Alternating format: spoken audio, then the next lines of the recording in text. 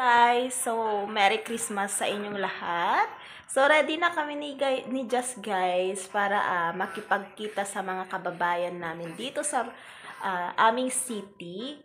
So we'll see you there guys kung anong mga baon namin or baon nila kasi ako talaga wala akong madala. So sila ang nagluto guys. So let's see kung ano yung mga naluto nila or naihanda at aming pagsasaluhan ngayong Christmas. Ayan. Hello guys! So Just is wearing Santa Claus today. Si Dadu. Wait, Dadu. So we're going na guys. Hinihintay lang namin si Mister. Then pupunta na kami sa aming venue para makipag-meet sa mga Filipina dito. So tatlo lang kami dito guys. Tatlo lang kaming magi-exchange gift. So at least di ba meron? Ayan. So we'll see you there guys. Kung saan kami ano ba yan? Ba't madilim? Kung saan kami magmimit. Ayan. So, we're going na guys. So, mag-change location kami. Where's that park, Gulu?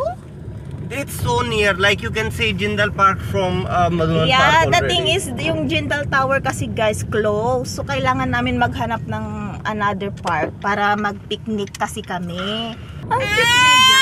Hey, Santa Claus. What Santa Claus said? Oh, oh, oh, oh. Merry Christmas. Sabi niya? Ikaw nga? What Santa Claus said? Oh, oh, oh, oh. Merry Christmas. Sabi niya? Eh? Can you stop your sabi niya here? So we are here in park, guys. Just. Where's the intergulu? Bifa. So we are going inside.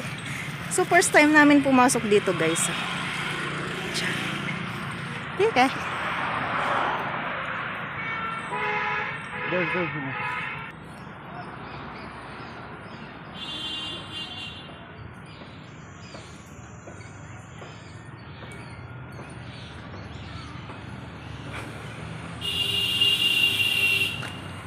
Go!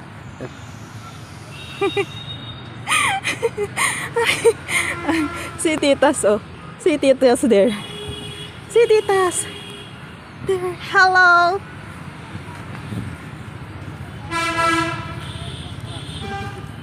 Flying kiss to them? Flying kiss?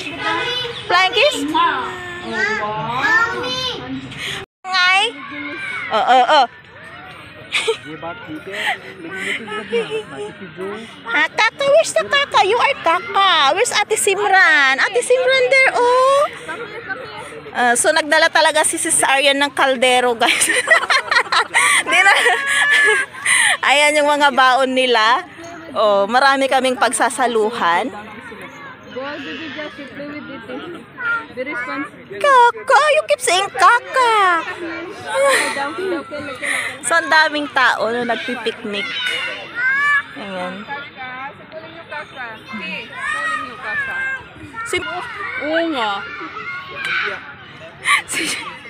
Hindi man yan susunod sa kanila. Ayan, oh. Ang daming mag-enjoy ang mga bata. You wanna go to slide? Slide? Eh? Slide? Just ka going to slide. Ayan.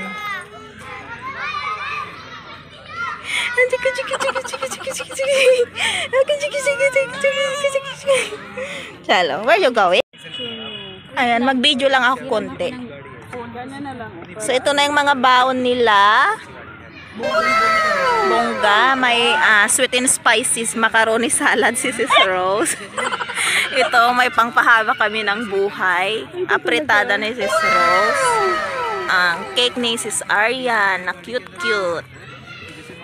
Ang aming rice, syempre hindi mawawala. Yung isa, oh, si Jazz, hungry na si Jazz kanangka. Ayan. Yes. So, ganito lang ang aming celebration ng Christmas dito sa India. So, ang dami ring tao dito, guys. Oh, na nagpipiknik.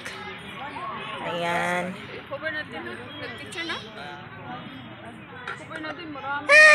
Yung isa, mukhang gutom na talaga, oh. Jasa? Oh, Jasa.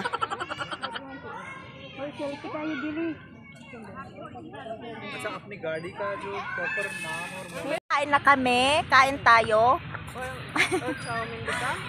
Ngayon si Jazz, kumakain ng patatas. Ang sarap ng apritada mo, sis. Yung gravy pa lang niya, masarap na. Food, guys. Ang sarap. Oh, ay sus, parang nasa Pinas lang kami. Ayan, ang sarap ng apritada ni Sis Rose. Specialty niya. Ay, wag mong sayangin yung tubig mo.